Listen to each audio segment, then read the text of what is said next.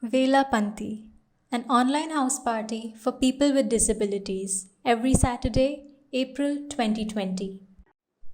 Session 1, April 4, 2020. A book reading 11 Ways to Love. Essays I Am Blind, So Is Love by Nidhi Goyal and The Smartphone Freed Me Dating as a Trans Woman by Nadika Nadja. So, hi everyone, I'm Nidhi Goyal. I'm the founder and executive director of Rising Flame. Welcome to our event, Vella Panti. We're really delighted that all of you could join. Particularly in these moments, we feel staying connected, sharing, coming together, building empathy, and continuing to have fun is really, really important. So, thank you so much for joining. So, we officially start. Hi everyone, welcome to the call. Thank you so much for joining us today in our series of, as we're calling it, house party, but really online events called Vella Panti. Vella Panti is the time to hang out, chill out. And we know these are difficult times. We've all been overwhelmed with news of what's happening, how lives are being threatened, etc. But it's also important in this time more than ever for us to come together, to stay connected, to not feel isolated, to do something productive, to build and continue building on empathy, to remember diversity, and most of all, to have a lot of fun. So in this whole process, we thought, our Rising Flame team thought that it's important for us to bring together this series of once a week. Let's catch up with all of you. And so every Saturday, we'll be meeting around the same time, 3:30 to 5. And every week, we'll be doing something different. This week, we're we're doing a book reading, which means I'll take you through that in a couple of minutes, actually. Next week, we'll be watching a film, and the details of which will reach you in a couple of days. So please watch out for our social media, Facebook. We will again send a mailer for those who've joined through our mailers. We will circulate the WhatsApp in the various disability groups. So watch out for those. And those are not on all of this. Rising Flame has a Facebook page, and a Twitter handle called Rising Flame Now. And so please follow us there, or you could simply email us at team@risingflame.org for the schedule of the for each Saturday. So welcome once again. I wanted to just share with folks that we are recording the call, and we wanted to take consent. This is a public event, and we wanted it to be accessible and remain accessible, so that those who couldn't join in today could access it much later as well. So in terms of access and accessibility, we do have any kind of support that blind or visually impaired, low vision folks need. You could again just ping us. You have one of our numbers, call us, or just unmute yourself and just speak in between. We'll pause if you need any particular assistance. For deaf and hard of hearing folks, we have sign language interpretation going on. For everybody, you do not need to switch on your video unless you want to. It's totally up to you. If you want to keep your videos on, please take into account your bandwidth and your internet issues before turning on your video. We've sincerely requested everyone to keep themselves on mute while the call is on, unless you're making an intervention, and we will come to the Q&A session in a bit. I'll walk you through the app a little bit. There is a mute and unmute button. There is a participants button. If folks using iOS or TalkBack are using it on the phone, there is a participants list. If you click on that button, you'll see the list of participants. At the bottom, you could type a message, and send to all is an option, or you could type next to the name and send a message to that person. There are also options like raising your hand, etc., and the more options, but you do not need to do that unless you're comfortable. If you're comfortable, please click the icon of raising your hand. Otherwise, please just feel free to jump in the Q&A session, and we'll facilitate the session accordingly. So that's all about the platform. Again, we're recording this, and we're also going to be doing some social media. On any of our social media platforms, we do not name people. So if people have objections or do not want their quotes or what they say to go out at all, then we're happy. You can just say, I do not want this to be quoted on anywhere, and we'll not write any of those things. but also in recording. If you wanted to say, okay, I don't want my intervention to be recorded, we'll ensure that we edit it out for putting it on our website and YouTube. So without any further ado, today we are here to for the book reading of the anthology 11 Ways to Love. It is a collection of 11 stories on love and diversity. The different colors of love, as they described by the publisher Penguin Random House. And I was very fortunate to have my story published in this anthology. And I was very fortunate, even more so, because I was published alongside a fabulous person, Nadika. Um, I would like to invite Nadika now. And the way we will go about in the call is Nadika will read her story, which will be followed by 10 minutes of interaction. So we will sort of have Q&As, etc. I'll then request my colleague Srinidhi Raghavan to read my story because it's difficult for me to read while my software is speaking. So Srinidhi will read on my behalf, and then it'll be followed by a 10-minute Q&A. So yeah, without any further ado, can I please invite Nadika to take the tour? Nadika, could I also please request you to introduce yourself? I want to thank you and invite you. Thank you so much for joining us on this call, for giving us your time, and for agreeing to read out your story, the beautiful love story that you've written. Thank you, Nidhi. Thank you, Srinidhi. Thank you, Archita. Thank you, everybody. And hello, all. Happy to be here, and thanks for asking me to read my essay. I'm Nadika. I'm a sort of a writer, sort of a researcher, sort of something. I'm a trans woman. I come from Chennai, currently living in Bangalore. I think that's about all. So I'll just start reading my my essay. It's called "The Smartphone Freed Me: Dating as a Trans Woman." If you need me to stop at any point, or if you want me to explain a term that you think you want to know more about, you just let me know, and then we can do that. Yeah. So, I'll begin reading. It was a Saturday morning. I shut the door to my room on some pretext, went to the bathroom, and began reading out numbers on my phone screen. The number sequence is random, and I read each sequence out in different voices. First slowly, pausing and extending the way I pronounced each digit. Next, breathier and huskier than my usual staccato. Then high-pitched. But that was quickly abandoned because it sounded like I was being squeezed by a vice. I was trying and miserably failing to sound like a woman. My voice, which at some point in the past I had intentionally broken to make myself sound bass and deep, was now unmistakably masculine.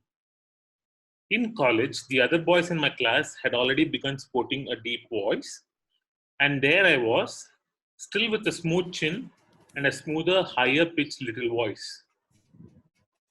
For young boys trying to be men, this was easy game, and I got a fair bit of grief from my classmates. I wanted to fit in, be one of the gang, and so I determined to break my voice. I stressed it out, screaming and shouting every day, constantly straining my vocal cords. It took about 4 weeks for the first cracks to appear, and a few more months before my voice settled down to what it is now, a deep bass baritone. The kind of voice that could and did do radio voiceovers. So why was I trying to sound like a woman? Because I am one. And because I am attracted to women and wanted to get onto Lespark, a lesbian dating app that not only demands that you look feminine, but that you sound feminine too. In sum, that you prove you are indeed all estrogen and no testosterone, which meant that I, a trans woman, was inferior second-class citizen in the world of Lespark. Until I was 17, I did not have a word for who I was or could be. I did not know I was a transgender girl, but as a 16-year-old, I discovered the internet. Those were the days of dial up, of VSNL's multiple gateway connections to the big blue yonder. And in between searching for games to play, attempting to learn HTML by copying code from other sites, and trying to find people to talk to, I hit upon what at that time felt like a novel idea: pretending to be someone else. I had stumbled onto a chat room that was meant for frank conversations between women and was strictly off limits to men.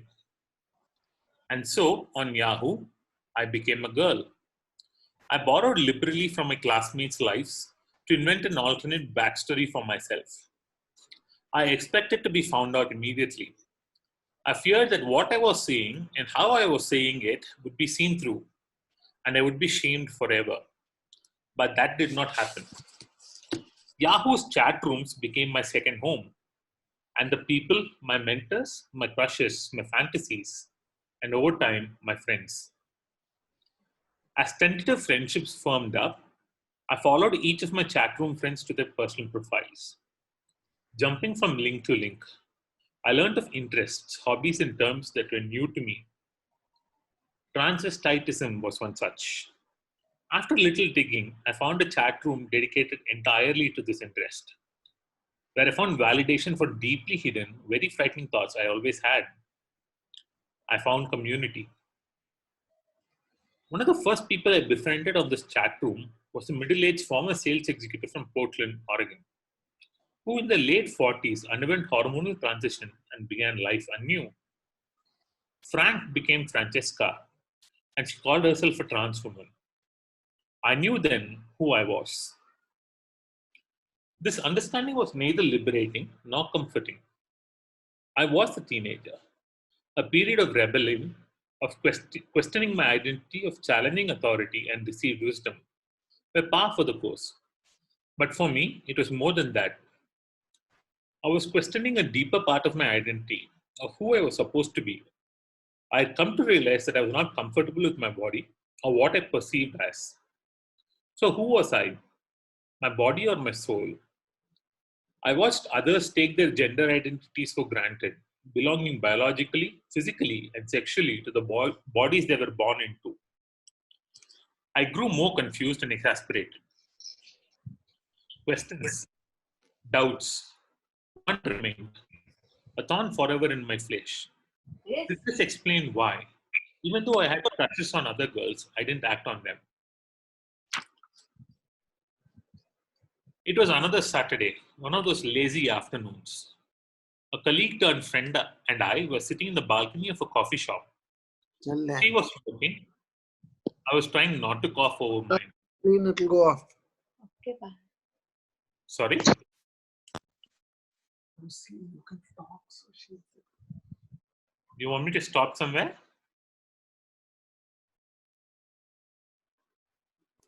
I think that was an accident, Nadika. Please. Okay, all right. I was trying not to cough over mine. In a distracted, offhand way, she spoke about her crushes and her disappointments, her possible loves and maybe loves. It was a regular, innocuous conversation, but it soon triggered a bit of pain, a sense of melancholy for a past me. What is it like to grow up cisgender? I'll never know. I never experienced the joys and trials of an adolescence in which identity and assigned gender are in fairly close sync. I've never experienced the feeling of being attracted to, and more importantly, being attractive to other people, of being someone who's sought as a romantic or sexual partner, of having a bit of confidence in my body. Even growing up transgender, if that realization that one is trans comes early enough, one can perhaps feel some degree of attractiveness. My friends talked about boyfriends and girlfriends, maybe wives and possible husbands.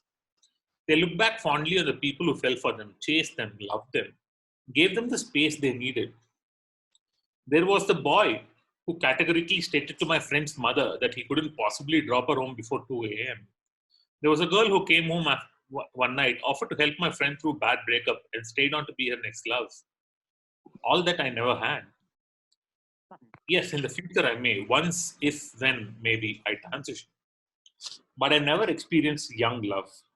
That hot-blooded, hot-hearted feeling of being someone's sole pursuit. Of being wooed. Of having someone come home and meet my parents to ask if they can take me out for a movie, for a dinner, on a date. Growing up with a distorted understanding of my own identity, I felt a deep-seated anxiety and a sense of shame about my own body. This, together with the conditioning that prevented me from being either a complete rebel or a total conformist, meant that all I could do was experience the life of a teenager from a distance, experience it vicariously, falsely. I never had anyone coming home to ask me. I did not have girlfriends giggling and whispering in my room discussing potential dates.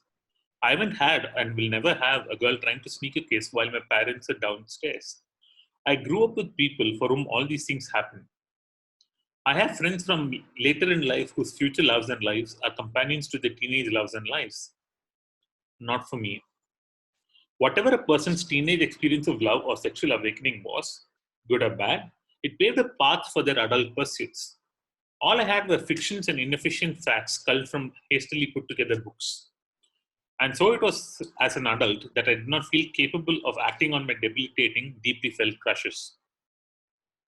I've always been aware of dating websites. They've been in the background of all my internet forays. A hook here, a line there, asking to reveal all with the promise of a soulmate or at least a partner for sexy times. I tried a few too.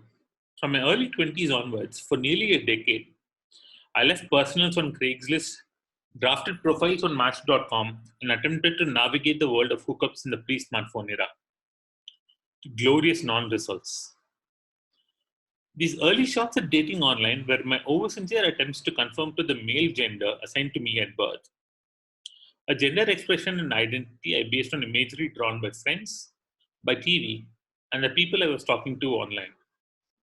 There were two modes. The hot, fit young man who could easily get a string of hookups, and a sensitive, cool dude who could listen to any woman and thus get any woman to fall in love with him. Deeply flawed ideas of masculinity and sexual prowess, a discomfort with and a shame about my body and how I looked, and a dislike of sex without love, conditioned into me by family and society, clearly indicated which of the two modes I had to operate in. From the here and now, I see what an insecure person I was then, and how I must have put off the very many people I was trying to get together with. I was happy to place the blame for my failure at finding a match on the woman, on technology, on other men, on racism, on other women, on everybody but myself. And so I strutted out and acted like the sensitive, cool dude I knew I wasn't. Weeks and months of no hits, no results, not even a hello later, I realized this wasn't working for me. So I gave up, accepting what my teenage self had realized long ago. I was a woman, damn it, and it was as a woman I had to find love, or even friends. And so, age 30, but feeling like a 17-year-old girl, I went online to okcupid.com and created Nadika's first dating profile. It was a kick. It was a deep emptiness in the bottom of my stomach. It was exhilarating. It was confusing. Today's OkCupid is vastly different from what it was in 2012. Back then, it could either be male or female. Two choices. And oh, you had to have photos that were of you and mainly of your face. So I wasn't male, but I was saying, yeah.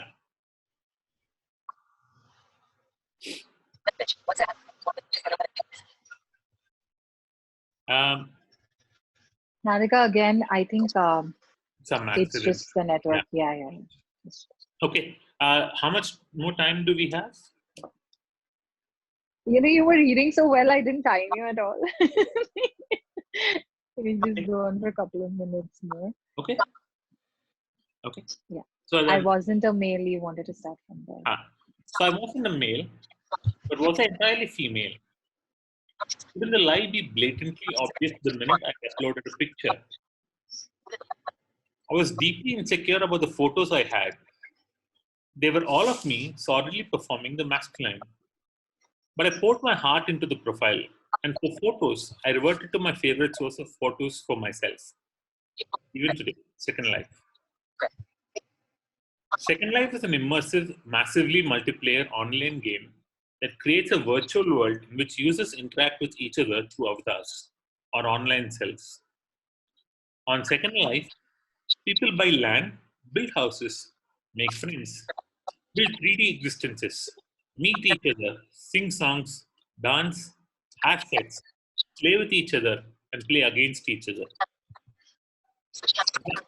Designers make clothes, artists draw and paint, and all of this is there inside this virtual reality world and an online game. For me, it was not just a game, it became an existence, a life. I first heard about Second Life through an archaeology project. The University of California at Berkeley was recreating an ancient site, Katal Hayuk, in what is now Turkey, online. Katal Hayuk was first excavated in 1958. Archaeologists estimated that the city was settled originally about 10,000 years before the present, and that it must have had a continuous culture and life that lasted for about 2,000 years. It was a society without hierarchies, no differences. Archaeologists didn't know exactly why Catalhoic citizens decided to organize society without much difference between gender and class. But what remains and can be seen in the archaeology is that the men and women, rich and poor, old and young, all lived in the same village and carried on doing so for 2000 years in a society that was as close to being truly egalitarian as human beings could ever get. The UC Berkeley team of archaeologists and creative geniuses decided to rebuild and recreate the site on Second Life as a way of allowing more people to see and learn archaeology virtually. I signed up to explore the past and to explore a world without gender barriers. In the process, I came to terms with my own gender and created my future. On Second Life, I could craft the woman me. I could give her all my aspirations and hopes, fears and loves. I created her. I created me. I gave her a shape that I wanted for myself and a body that I could both covet and be inspired by. I was, tall, just the right kind of curvy. She was deeply tanned, brown skinned, curly haired, and as feminine as I could never be. The greatest advantage of Second Life to me was that there was no first life fallout from the things what we did online. Man, woman, robots, there was no limit to bodies and expressions, and no assigned roles to gender. To the people on Second Life, you were who you claimed to be, and that validation, acceptance allowed you to play with ideas of yourself, your identity. Second Life became my venting space of frustration, a space for my art, a boudoir to explore my sexuality, and a personal photo studio. Back on OkCupid, I had no way of limiting who could see my profile, an option that users have on the platform today. So I got random men, mostly from India, trying to strike up friendships with me, with some really awful opening lines. I think I'll stop there.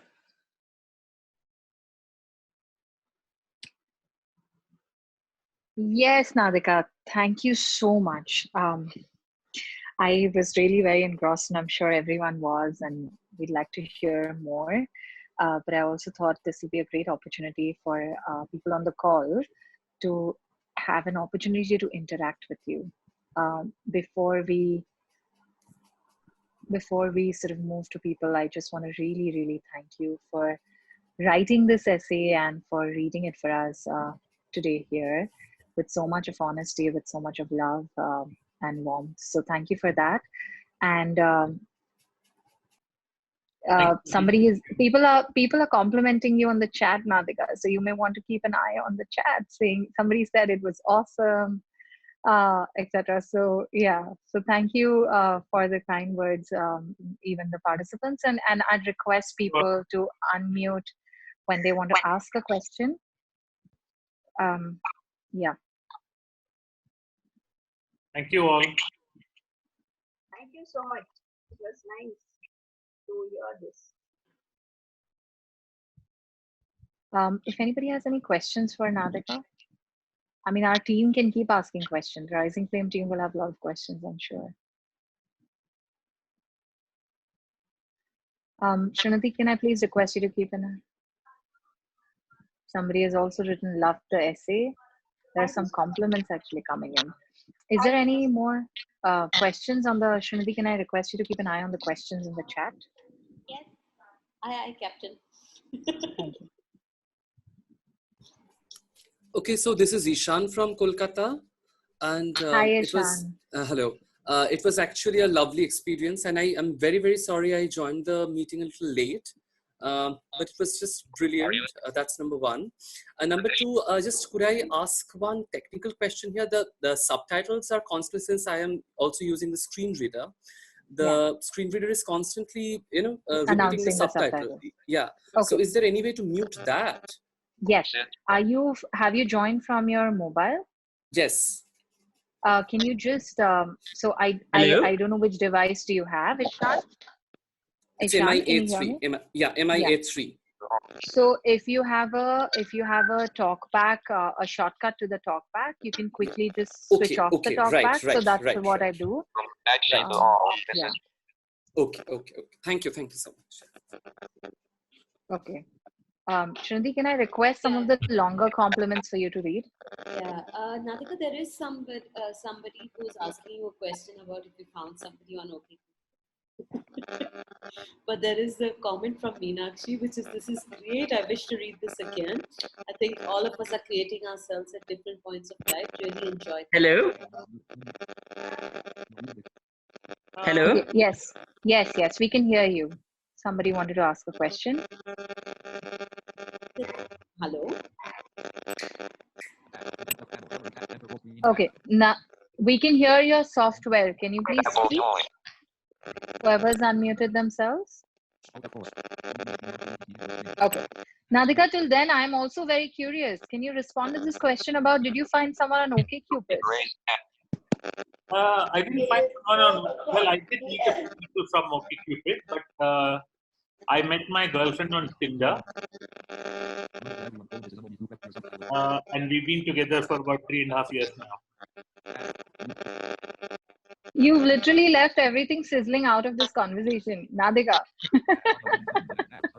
Okay, so okay, can I take the veto of being the facilitator and ask you a question? Tell me some of the cheesiest lines that have come your way, if they have.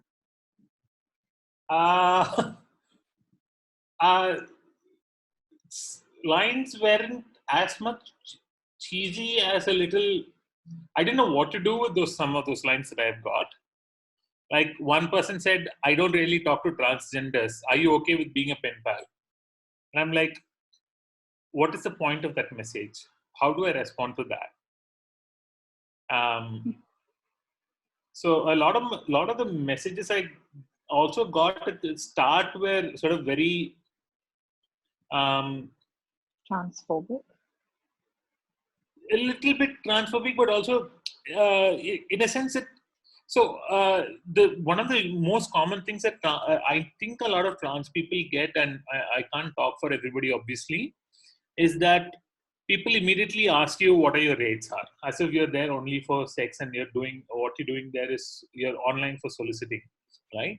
And so they almost always ask you that kind of questions, and so I got a lot of those kind of questions. Did you tell them the rates are which they wouldn't be able to afford? The thing is, a couple of times you try it and then it starts backfiring. I know. So, and then they'll ask Sorry. you for, okay, can I give you cash? What's your bank account number? What's your mobile number? And things like that. So it gets a little. I'm so sorry. I don't know what else to say. Yeah, it's just, I'm sure if we unmute people and ask, there'll be some interesting OkCupid stories here as well.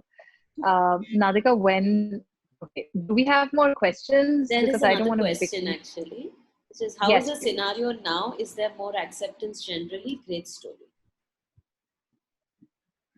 So I'm not on any dating app or site right now. So I don't know what the acceptance is right now, because I'm, like I said, I'm in a I'm in a long-term relationship right now, and so I'm off all the sites and all the apps.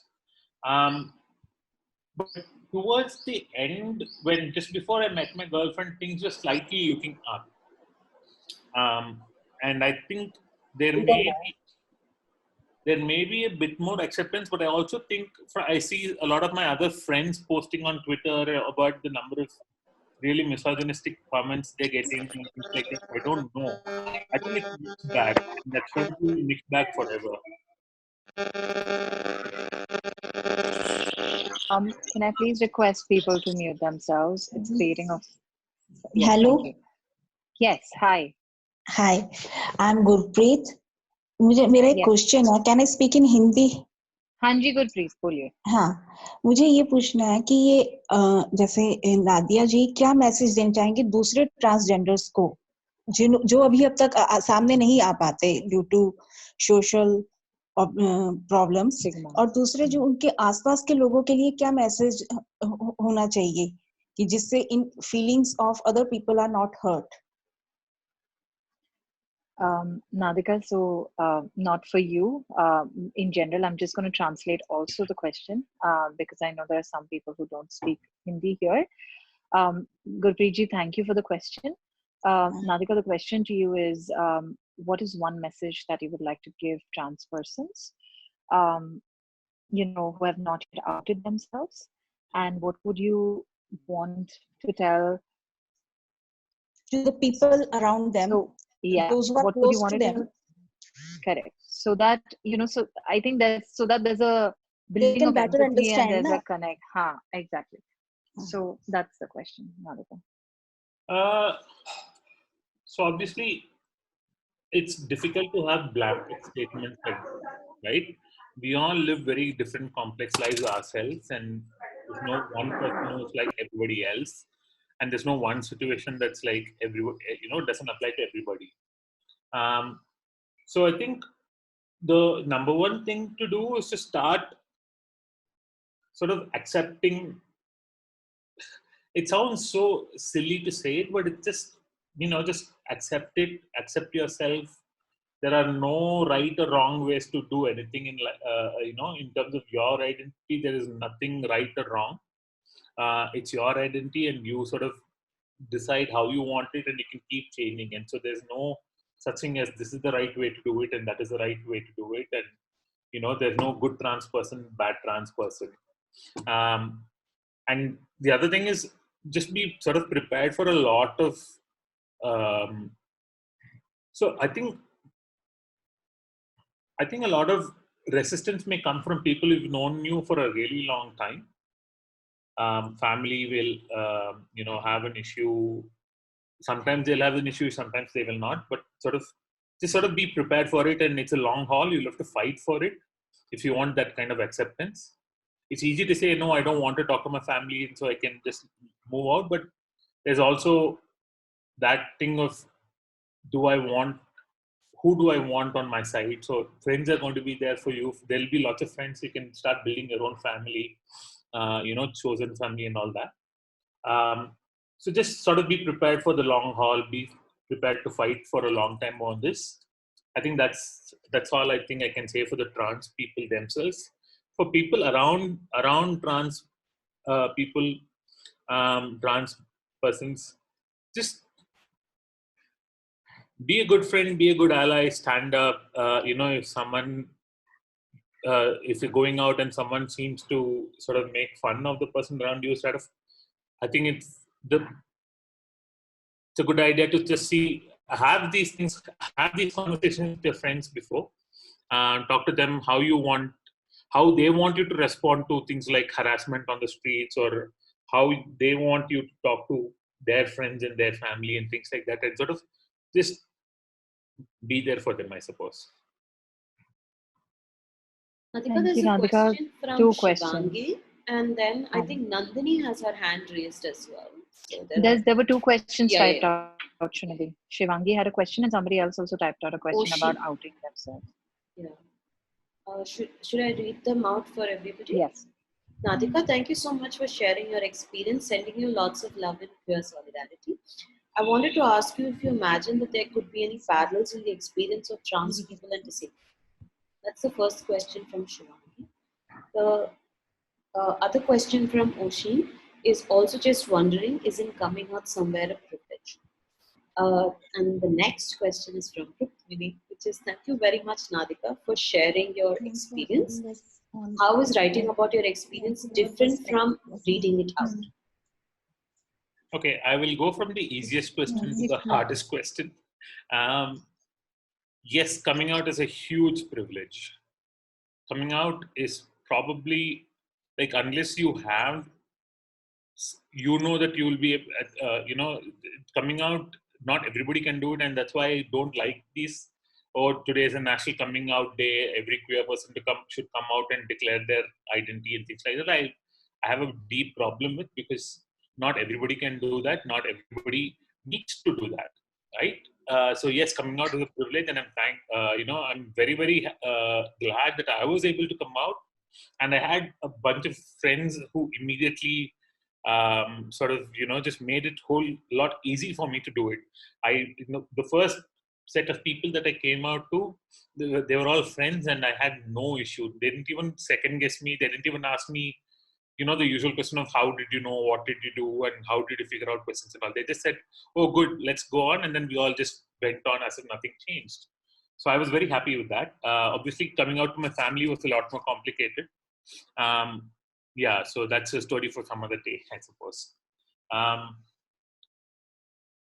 Writing about my experience is different from reading it out, in that writing out, it's me just sitting in a room, staring at a computer and writing stuff, right? And I'm living inside my own head. I know eventually somebody will read it, but I don't need to see them, and I don't need to know what they think of what I've written.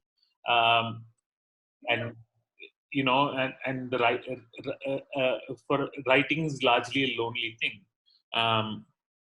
Reading it out, especially here with all of you people, it's a lot more scary, because I'm like,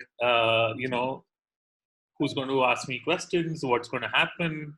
Will you like me? Will you not like me? Will you like what I've written? Will you not like what I've written? Those kind of questions happen. So that's the big difference. It's about suddenly opening a door and saying, hey, listen, I'm here, take me. And that's a little difficult for everybody. So that's one. Are there parallels in experience of trans people and disabled people? Definitely there are parallels. One is that how society sees you as someone who is half a person, right? There are lots of, we hear issues, when disabled people are not allowed to make their own decisions on who to go, where to go, what to do, even things like who do you fall in love with and things like that. And somebody else always decides. And so the larger society decides what you're capable of and what you want and what you don't want. So there are some parallels there. There's also parallels in terms of how institutions are, how you're seen in the world of medicine, right? Disabled people or trans people are seen as subjects of medical science or whatever. You have to go to a doctor and you have to open yourself up, and then they'll tell you how far you can go or what you can do and things like that. So there are some parallels there. Institutions, how they look at you, governments, how they look at you. You're seen as someone's problem. You're seen as someone's subject for saving. Lots of NGOs exist to save us from a whole lot of things, and because we can't save ourselves. So yeah, I think there are those parallels there. Thank you so much, Nadika. I think there's Hello. just thank you for, yes. Can we can we take this last question? Yes. I'm Nandini. Hi, Nandini, can you hear me? Hi. I'm Nandini Yes. from Calcutta. Hi, Nandini. Hi, Nadika. Thank you so much. And it's always such a wonderful experience when you can hear people talk about their own experiences. and with all of it, you know, your fears, your confessions about how you, you know, recognize yourself, which I think is very important. Recognizing oneself, recognizing one's sexuality, whatever you are, accepting oneself, as you said, is probably very important. But my question is not related anything, you know, nothing technical or nothing to do with what you've said, but I think you've just read you know, it's just an extract from your whole essay, right, Nadika? That's right, yeah.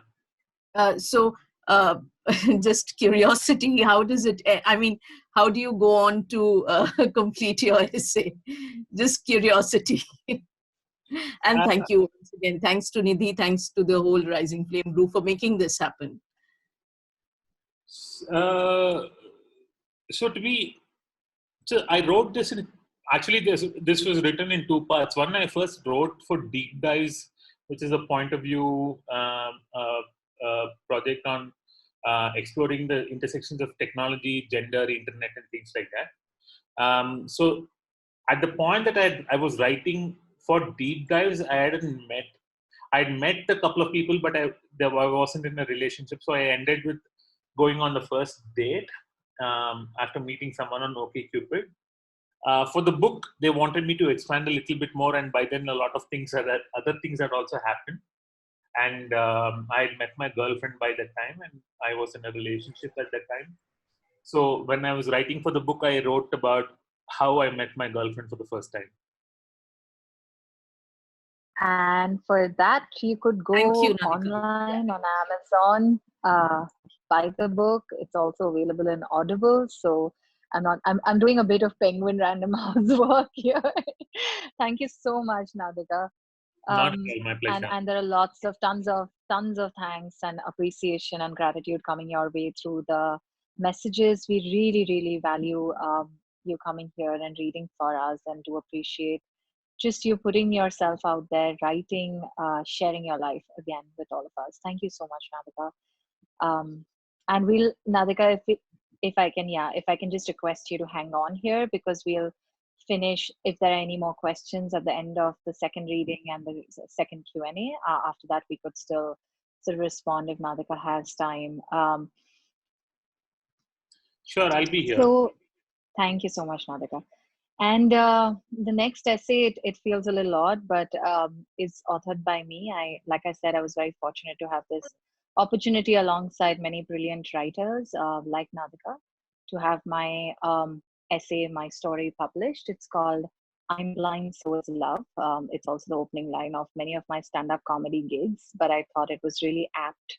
And I'd just like to, because I'm going to request my colleague Srinidhi from Rising Flame to read the essay on my behalf, because I'm a screen reader user and I may not be the best reader while I'm listening to the screen reader. I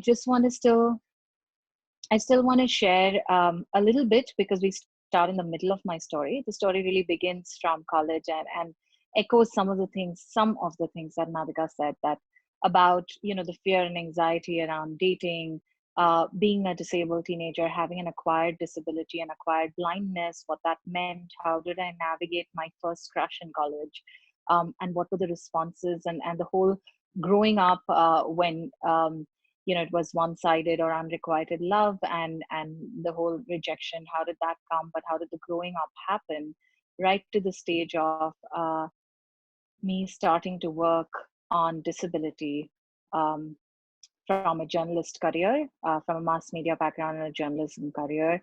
How did I start working on disability and what that opened up for me? How was the realization of sexuality and disability and working on the website that brought to me the understanding of how society at large views us, people with disabilities?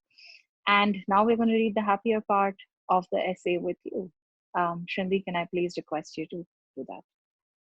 Sure. Thanks, Nidhi, for introducing. And I hope I do justice to this piece because, yeah. So I'm going to begin with a poem that's there before the piece. Link hands and laugh with me. I grip lightly what I know I should let go, and grab largely at that which gives and lets me give more. Here, hold on if you can. I don't know what you'll choose to see, but I know I'm worth fighting for.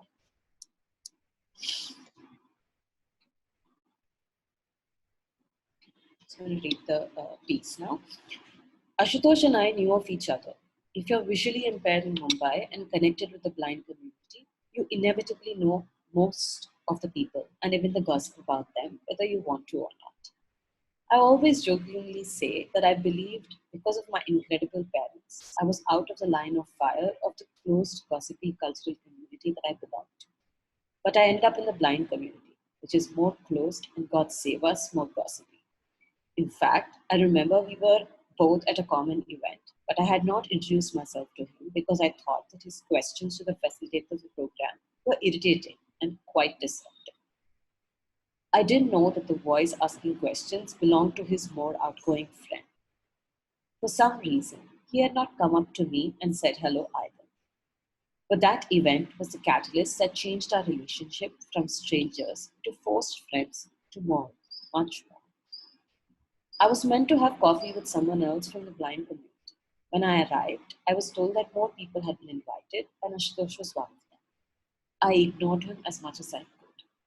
I started animated conversations with the others, but perhaps sensing my irritation towards him and not knowing the reason, he tried to dip into my conversations with his other close friends. For me, it was another proof of his supposed disruptive behavior. And to add to it, he did the thing that annoyed me the most. He tried to smoothly pay the bill in a aggravated. I shoved my share of the bill in his hand, hopped into a rickshaw, and yelled goodbye to him. I didn't know that it was really the beginning of a beautiful friendship, a relationship of love, respect, fondness, criticism, and support. The first compliment he gave me was that I had long artistic fingers right after I shook hands with him. Not used to being checked out non-visually, it was quite frankly the creepiest comment I had ever received. But he really deepened my understanding of disability and its complexities.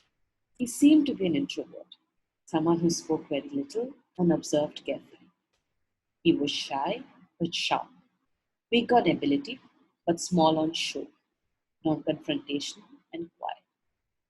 I say he was like that because in the last 5 years of friendship, he has remarkably changed. I remember asking him around 6 months after we began hanging out as friends, "You seem much more confident. Can I ask you what changed?" He promptly replied, "It is you. Before you, no girl has ever gone out with me, or rather asked me out, even for a coffee or just to chill alone. It was something I hadn't experienced at all. Thank you for just reawakening that human side of me and infusing it with confidence and warmth."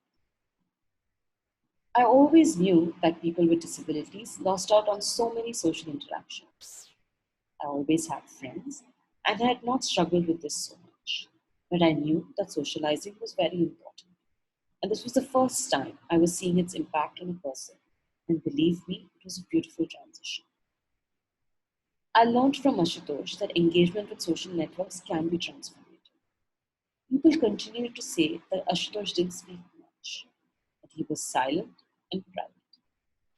He always needed someone stronger around him to take the lead. But the Ashutosh I knew was smart, funny, and talkative. In a couple of months, I knew his silliness, his fears, his procrastinations, and the things that gave him a high. I knew that he didn't drink, that he was lazy when it came to exercise, and that he always first wanted to see the good in someone. No matter how obviously wrong the person was. We've had multiple fights about this. When Ashutosh and I started talking, I had successfully closed a project with an NGO and was searching for more work. I was depressed because the man I had loved for years, albeit one-sidedly, had tied the knot with someone else. I was jobless and felt directionless in my personal life. Nights were scary and mornings brought no enthusiasm. Loneliness was thick and strong. Ashutosh was not the beacon of light in that darkness, but he just held my hand and showed me that the darkness can be lived through in comfortable and happy ways. Instead of the warm emotion and empathy I felt I deserved at this point, he said, "Shut up and look after yourself. You are not pitiable, nor is your luck. This is just a phase, and I can tell you, you're going to be big in life. No one will be able to stop you, no man and no woman. This was not just a pep talk. Ashutosh is known for being blunt with you, and me to him to the point of weakness. This was his conviction, his gut feeling, his objective assessment of me. He would often say, Goyal, for me you're royal, but move your ass and stop beating yourself. In our initial months of friendship, I would often lie awake at night, mulling over the next day, hoping it would not be even worse than the one that had just gone by. That is how depression envelops you. It's dark and smothering, and definitely seems unending. During many of those sleepless nights, Ashutosh, by then Ashu for me, would simply stay on the other end of the line, other end of the phone, while I lay awake miserable. One such night, he asked me a strange question. Will you come for a film with me? In no mood for jokes, I irritably reminded him that we did live 5 minutes away from each other, and that in any case it was past midnight and no cinema halls would be open. Ashu said that his battery was low and asked me to join him on Skype. Reluctantly, I did. When the call connected, I heard faint excitement in his voice, but I was too depressed to notice that the music began to roll. And then we began to watch one of my all-time favorite films together. Except, unlike the other versions of this film I'd seen, this one was audio described. Audio description is a pre-recorded soundtrack that describes non-verbal scenes in a movie, which means that you don't need to be able to see the screen. It was pretty much the only way I could have shared a full movie watching experience with Ashu that night, and he knew it. I remember easing into my bed to watch the movie, with Ashu's presence on Skype as warm as a physical hug. I heard his laughter at the same moments that I cracked up. We felt each other's silences during tense moments. With my earphones plugged in and my laptop resting on the bedside table, I soon fell asleep. Ashu was and continues to be just a friend. But that night, for a few surreal moments, I thought, what if? And although it wasn't meant to be between us, I'll always remember it as the most romantic midnight date I have ever had.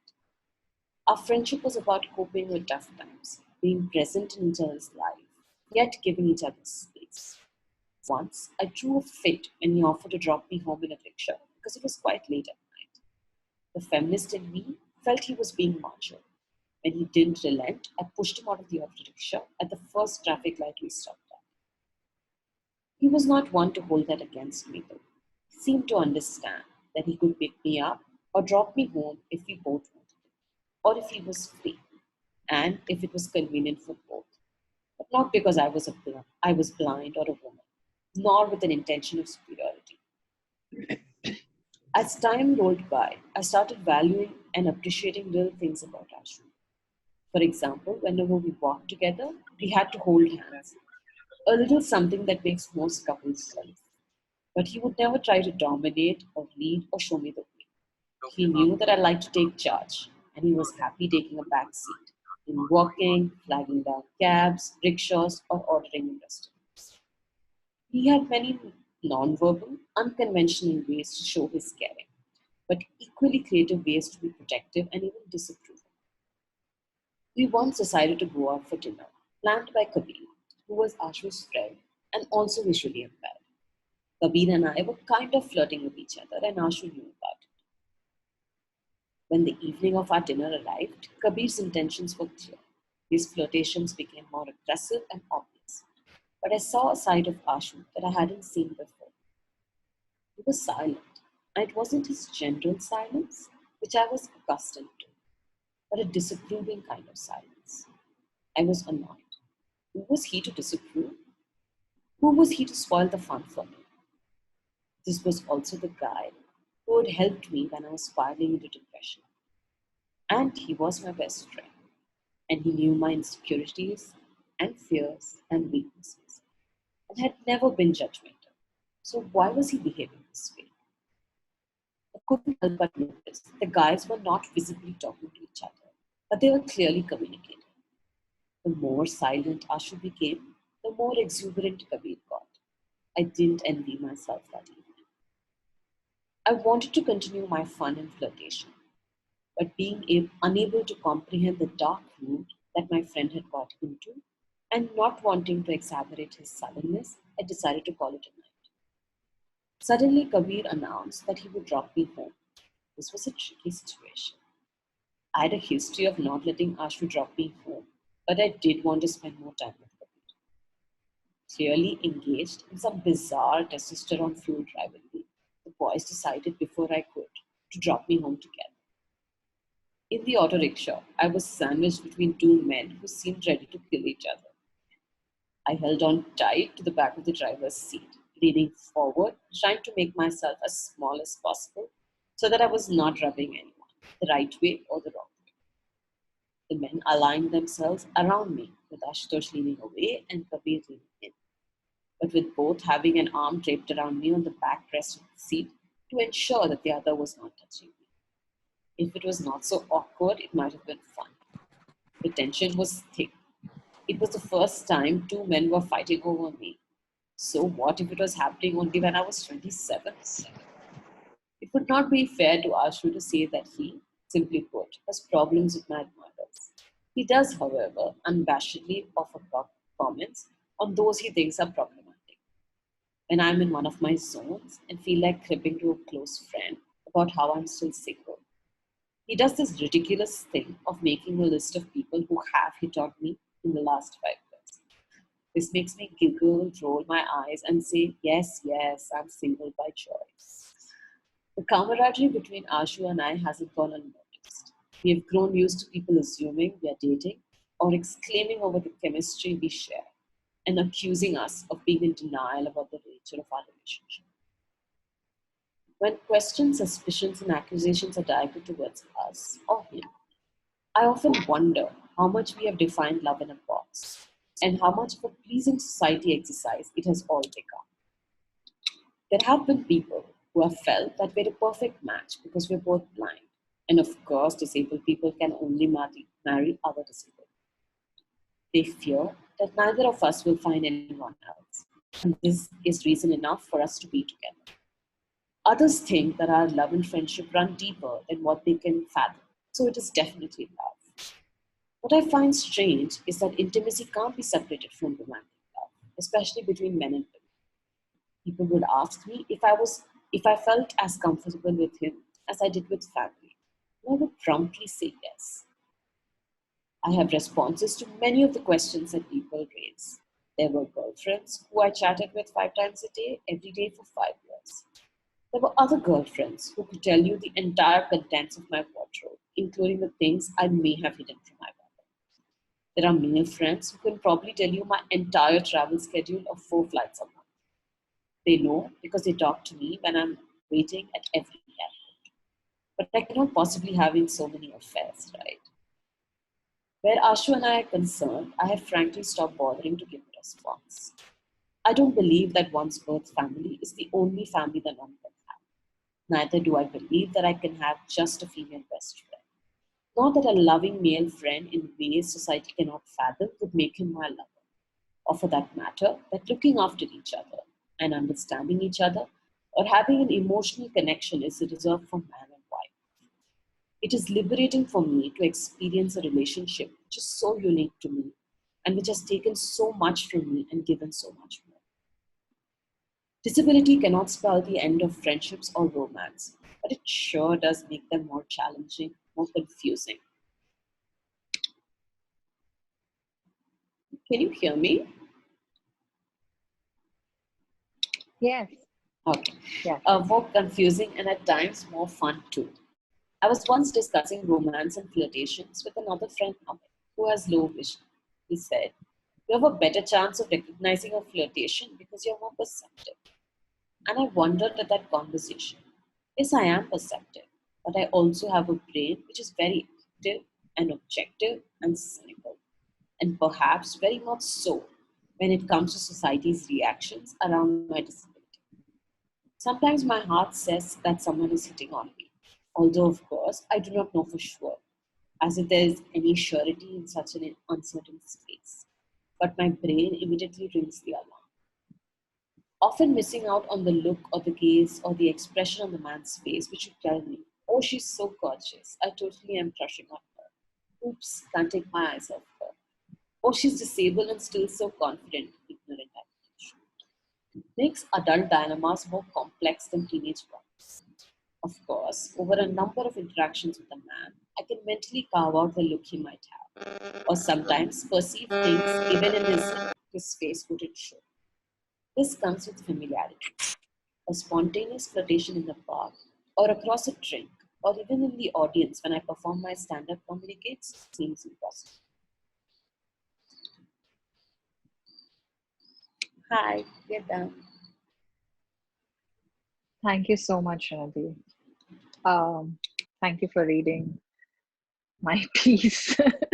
Can I please request you to moderate or facilitate the Sure, Q&A? sure, of Yes, course. you can.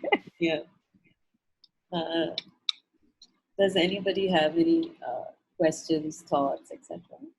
Okay, so this is Ishan. Can you hear me? Yes. Yeah. Okay, so first of all, thank you once again for this wonderful piece. I would like to thank the reader and of course Nidhi.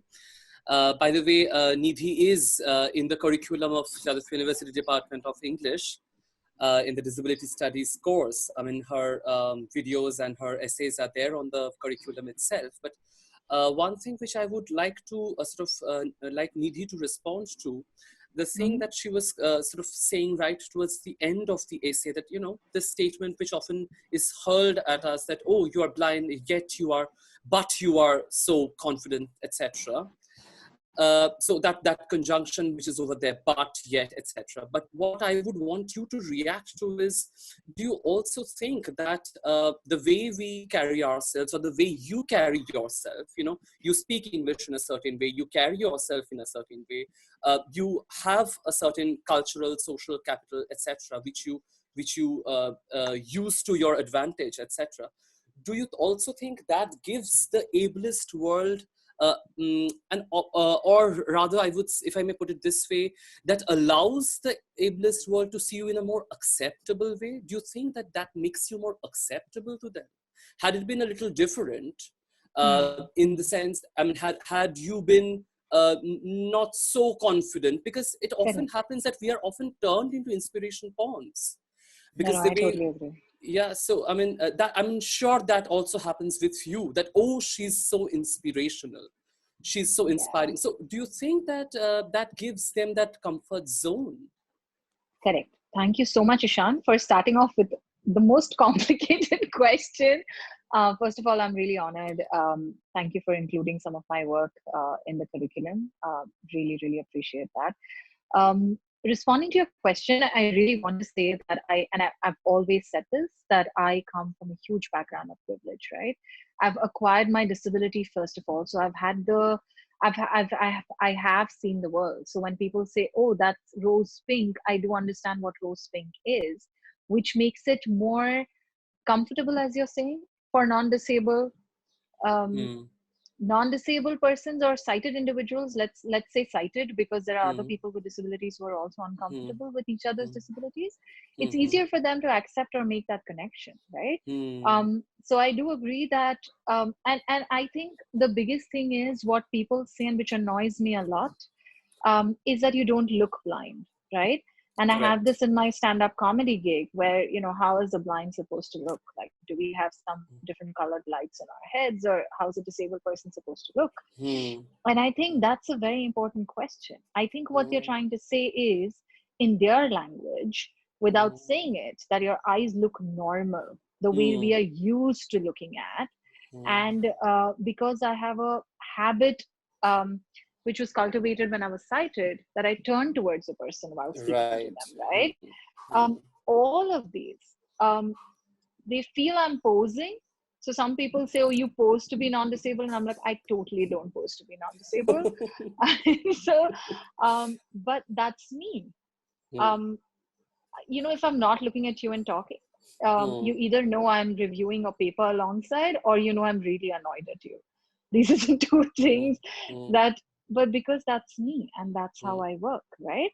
Or I operate. But it does give people a sense of comfort, because constantly the ableist world, and I want to again deliberately use the ableist world and not the non-disabled world, because a lot of people with disability show ableism towards each other. True. Right? So the Yes. ableist world basically is in a constant search for the normal. Right? And it's just, yeah, that's how the comfort zone builds and how people want to just interact. But the conjunction, the sort of everything, sort of the conditions are interesting, because they're like, yet you could do this. I can't tell you after how many serious talks that I've delivered, the person who's welcomed me has come back and said, we don't understand how you match your jewelry to your clothes. And I'm like, that's really what you got from my talk on disability, gender, sexuality, and violence. So, yeah. Thank you Thank you, so much, John. Nidhi.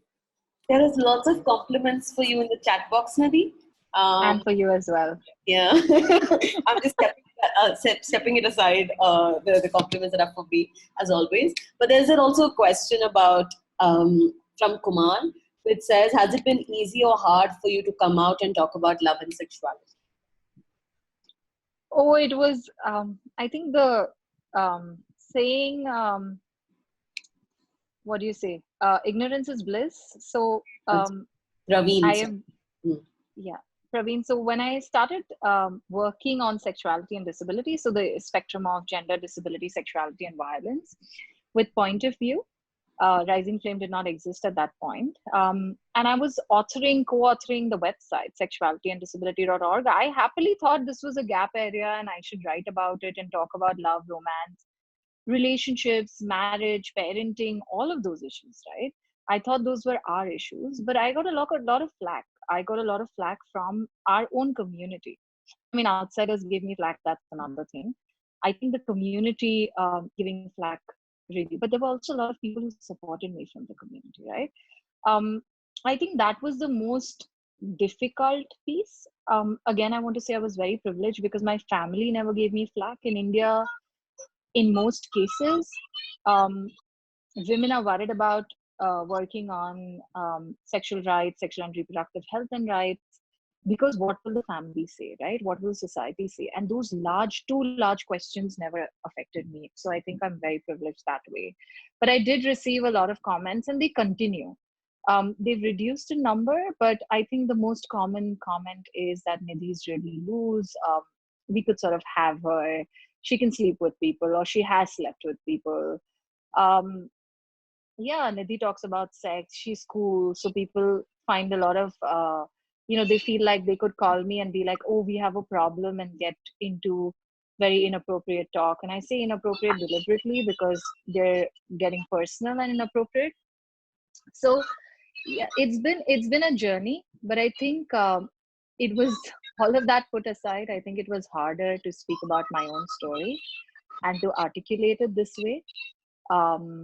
Yeah, I just think that it was. Yeah, I think even today, when someone has to typecast my work, they say, "Oh, Nidhi works on sexuality. Let's not call her for advocacy things, because like this is not about sexuality." And I'm like, I don't really only work on sexuality, and it's very interlinked. So yeah. There's another question, Nidhi, from Rukmini. It says, lovely to hear this. How do you name these relationships which are intense and intimate, but may not be bracketed as friendship and is not marriage? Should there be names for these kinds of relationships in an otherwise heteronormative ableist kinship, words that we otherwise commonly hear on them? And I'm not just saying this, I strongly feel that we don't need to label things. We don't need to, when we say, oh, we are friends, there are so many different levels of friendships also that I have, right? But we use the word friends very loosely. I don't know. I think for us, it's become a space where we feel the compulsion of naming every relationship. If we are friends, people want to know how close you are to this person. But how do I say how close, right? I think some of my closest friends have drifted apart for years and come back and become close friends again. And that's not even talking about the gray zone, as it's called, between friendships and relationships. So personally, not as an author, not because I wrote this. I think just as Nidhi, I feel like we don't really have to define every interaction and every relationship that we forge with each individual, romantic or otherwise. Thanks, Nidhi, for answering. You have lots of more complicated questions coming your way. The other question that has come is that when do you give a thought to write about your experience? How do you collect the strength for this? Also, if you can explain the reason behind this, that would be great. And the other question that is Can you wait? Sorry, okay, I forget. sure. I'm Yeah. not noting the questions, but how do you? What? Sorry, the second half of that question. How do you So how do you explain find the the reason strength? behind this? Reason behind writing your thoughts, I think. I think so too. Okay, if it's different, then please unmute yourself and share. Um, it took me a lot. I had multiple discussions before. So I always wrote on sexuality, disability, slipped in snippets of experiences from my life, from others' lives, etc. But sitting and articulating, and if you read the whole chapter, it's articulating an experience, the one-sided love with Rahul that I talk about, which was not from a fantastic phase of my life, right? Which was from a phase when I was super vulnerable, when I was losing sight, when I was really grappling with like basic survival. There's a statement where I say, "Oh, I bought a rose on every rose day for him," because Rahul was my college senior, and I think for me it was sitting down and saying, do you want to share this story? It wasn't so much, generally my writing is like, this needs to be shared. It is for the community. We need to talk about these issues. For the issue, if I have to make myself vulnerable, it's fine. But for this piece, and I think this was personal to all of the authors, I've not spoken to everyone, but I think the way the book was approached, it was approached to say that you need to tell your story for a book. Although my identity stands as an issue identity, saying, oh, you're disabled, you're a woman, talk about issues. But for me, this was really not an issue-based essay. For me, this was a personal essay. And my first question to myself was, am I ready to share so much of my personal life? And honestly, I'm out there so much that everybody thinks I'm a very, very public person, that everybody knows everything about me, but I can't tell you how private I am. And so for me, it was a big dilemma before I could say yes to Penguin Random House to even write. And definitely in those decisions, I think I consulted some of my close friends. Everyone's names are changed in this essay, so I'm just, very casually taking names here which are quoted in the essay. So my friend Amit, who's quoted in the essay, I spoke to him. Of course, I spoke to Ashu, whose story I've written in the essay, and a few other friends. I don't think anybody took the decision for me. I said, if at 32, if I feel really still scared to put it out, what's the point? Am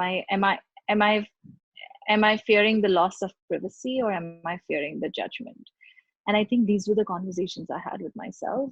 Penguin did not give me a lot of time, so I had to have all of these conversations with myself within 2 weeks. And I had to sit down. The tougher part was, which bits of my life do I want to share, right? So I think those were the navigations. How did I decide to write these particular pieces? There's a question, the next question that's there is from Tony, asking about, given the fact that you're a woman with disability, how has your feminism influenced your ideas of or helped you think about love?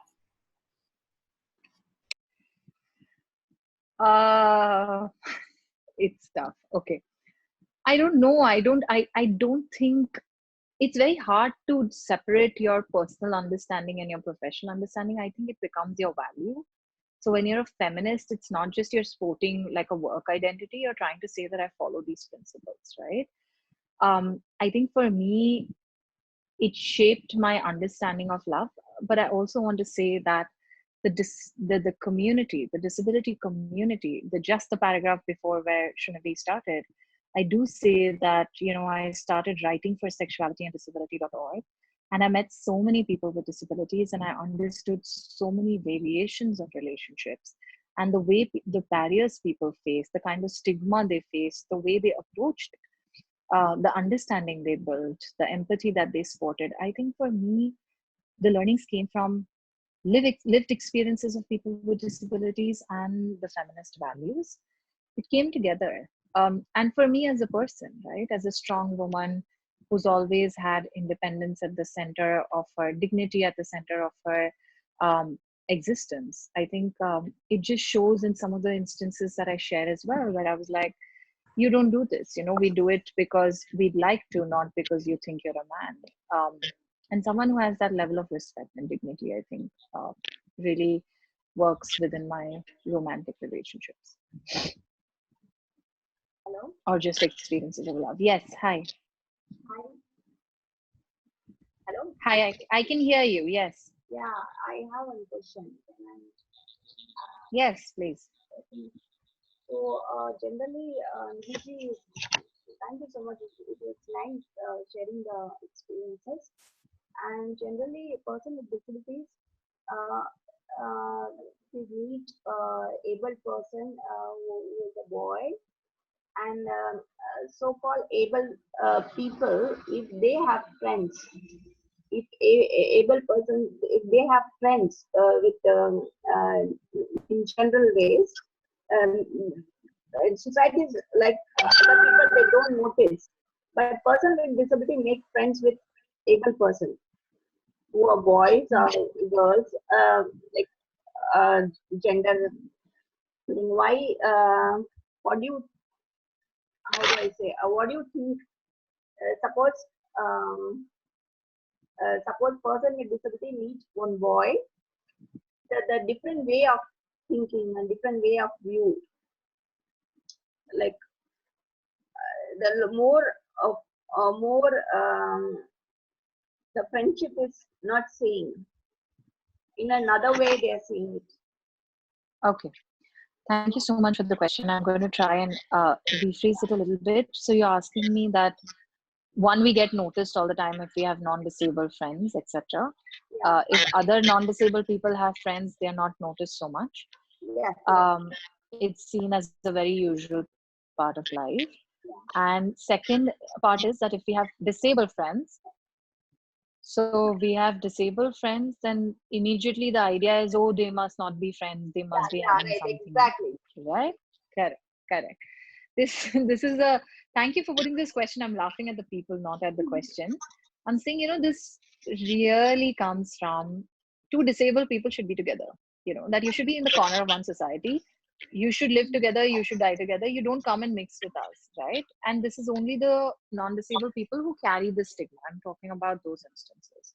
So the minute you have a disabled companion or a friend or a comrade, they're like, oh, come on, there's someone who's like her, or like him, or like them, right? Totally like them. So why don't they should be together? It's easier. They'll understand each other and they'll only live and all that, right? It's literally like this.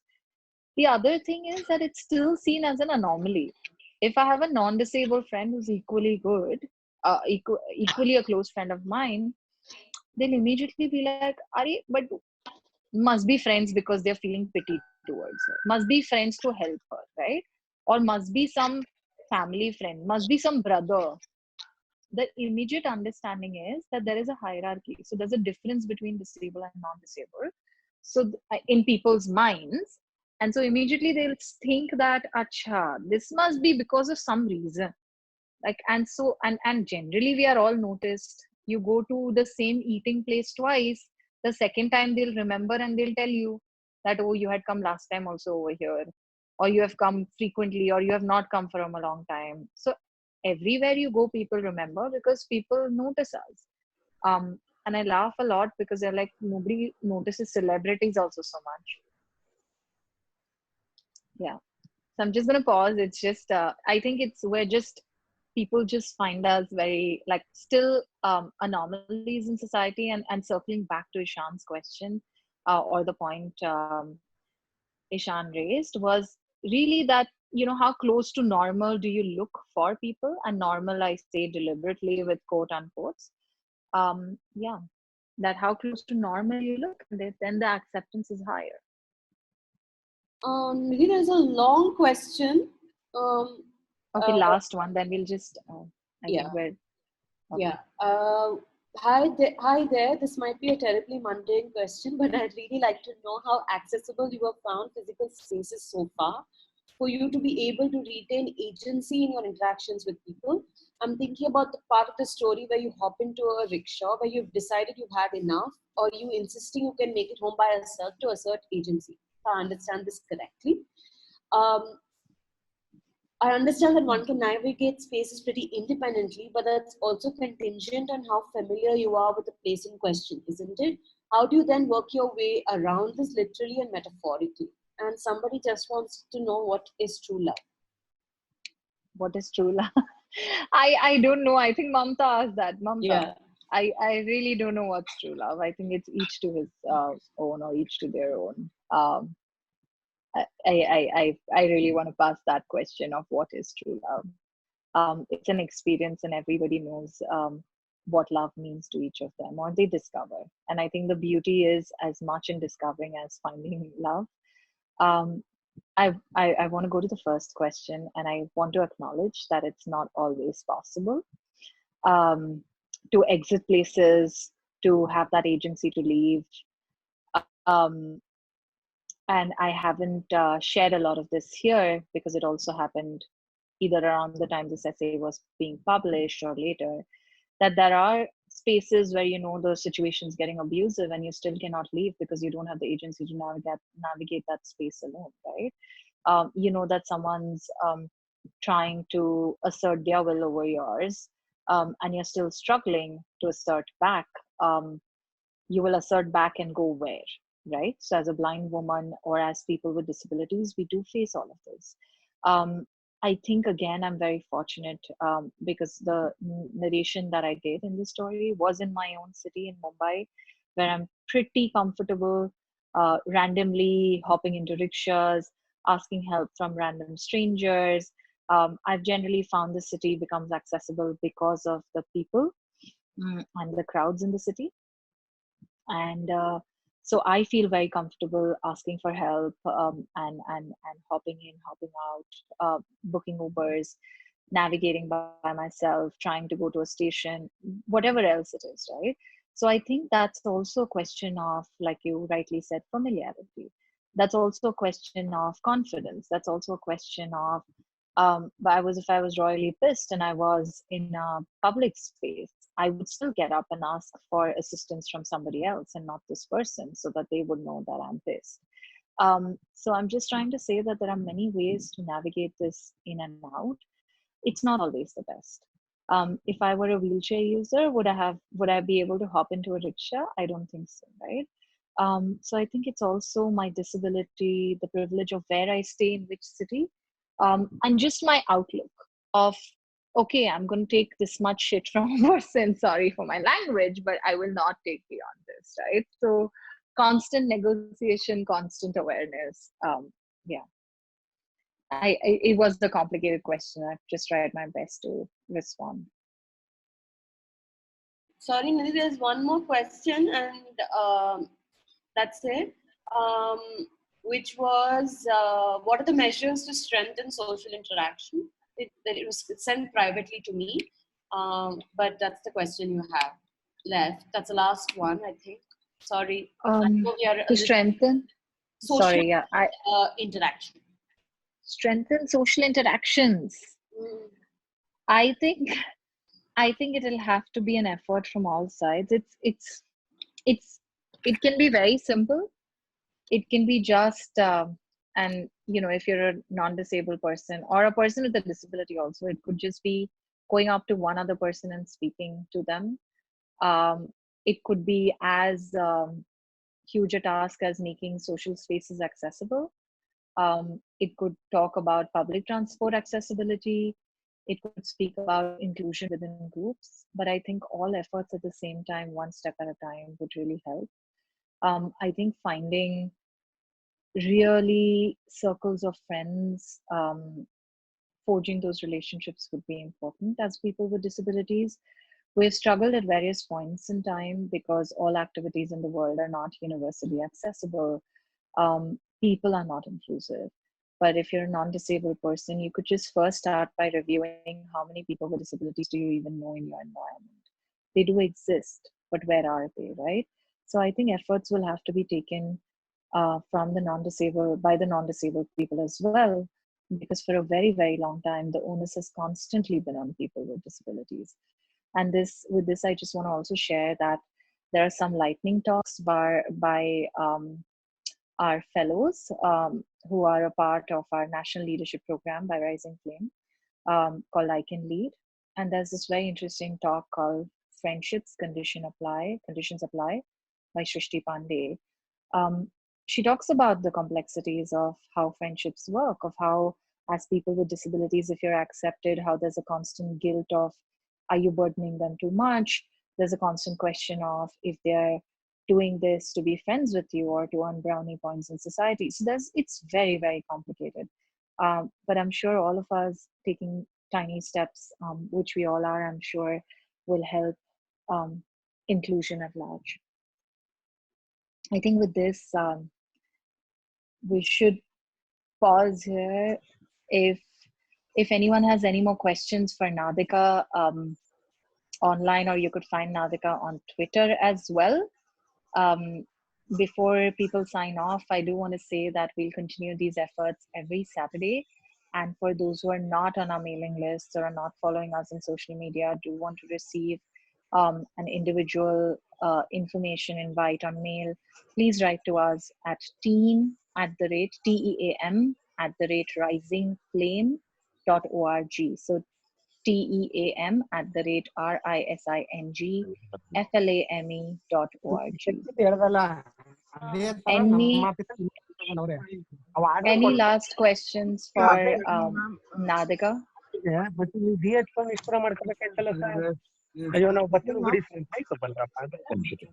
Sir, can I please request you to, somebody has some background noise, could I please request them to mute? Good evening, ma'am. Hi, yes. Yeah, this is Jayan this side. Yes.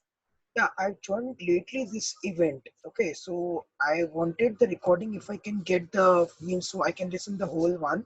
But as much I have listened, it was great and amazing for me. So that's why I'm requesting you for if I can get the recording of the today's. Great. Thank you so much for asking that. In the beginning of the call, we've shared, and I'll just share here. In a couple of days, in 2 or 3 days, we'll have the recording up on Rising Flame's website, which is www.risingflame.org. So that's the website address, and you could write to any of us. Our email IDs are on the website. You can find my colleagues Chenika, Arjita, Srinidhi, or I, and you can find our email IDs on the Rising Flame website, www.risingflame.org. So in case you can't find the link on our website, it should be up by Wednesday. But if you can't find it on our website, then please write to us and we could share it personally with you. Also to register for the next Saturday film screening, it'll be lovely if you could write to us and we can send you all the Zoom details. Okay, sure, ma'am. I will do that. Can you please give me a brief, precise introduction about what does the Rising Flame does? I'll do that. Okay. I'm just going to pause that question for a second and just wait if anybody has any more questions for Nadika. Any last questions, thoughts, comments? Okay, great. So Rising Flame is a nonprofit organization. We're based in Mumbai. We work across India, and we work on issues of leadership, voice, access, awareness, and advocacy. So these are the thematic buckets across which we work.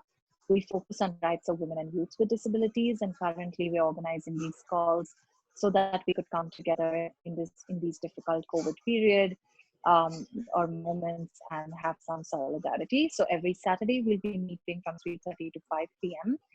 With different activities. This week was the book reading. I'd just like to thank a few people before we sign off. A big, big, big thank you to Nadika for her time and her beautiful story, and for answering all our questions and interacting with us. Thank you so much, Nadika. Thanks to my team, so Arjita and Chenika from the Rising Flame team for coordinating this meeting, and for also live transcribing. Thank you so much, Shabina, for your sign language interpretation. Thank you so much, Srinidhi, again from the Rising Flame team, for supporting us in this whole event and also reading the book excerpt. Thank you all, and hope to see all of you next week at 3:30 with what film and which link. We'll share the details shortly. Stay tuned. Rising Flame Twitter handle is @Rising Flame now. Look forward to seeing all of you next Saturday. Thank you. Bye-bye. Thank you. Bye-bye. Bye. Bye. Thank you for watching. Please do like, share, and subscribe, and click the bell button for updates. Follow us on Facebook, Twitter, and Instagram, or visit our website to know more about our work. Links in the description.